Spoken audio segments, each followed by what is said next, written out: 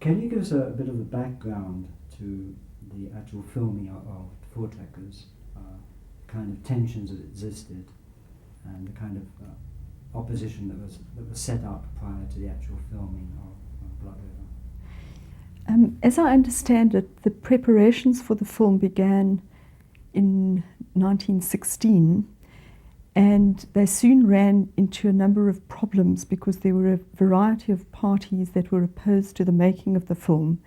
One of these was... Okay, we'll start again. I'd ask you about the kind of tensions that existed at the time they were going to go into the film situation.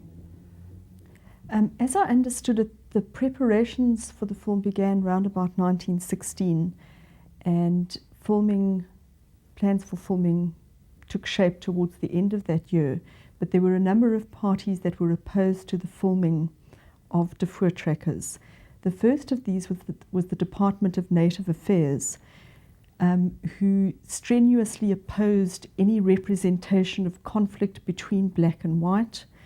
However, after some negotiation, they agreed to settle for a situation where the black warriors would carry quote-unquote collapsible wooden assegais. Another set of people who objected to the film were magistrates.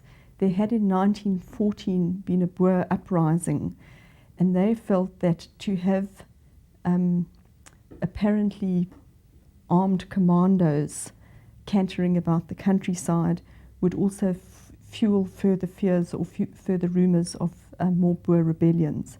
So the filming of the whole thing was quite controversial. Some people as well, just by the way, objected to the fact that filming would take place on a Sunday, and the arrangements had been for Sunday because that was the only day that 3,000 mine workers could get time off to appear as extras in the movie.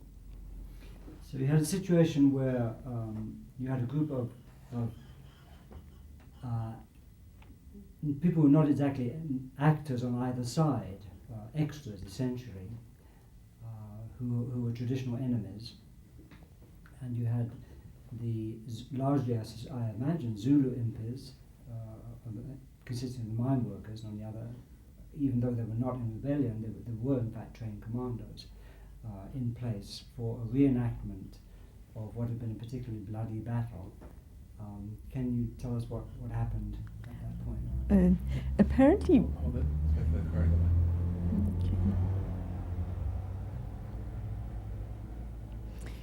Okay.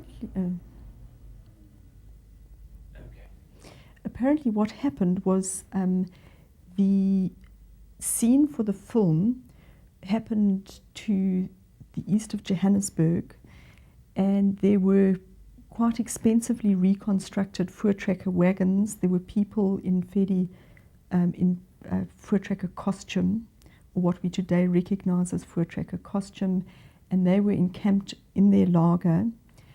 Some several hundred meters away were the 3,000 mine extras dressed up to resemble Zulu warriors.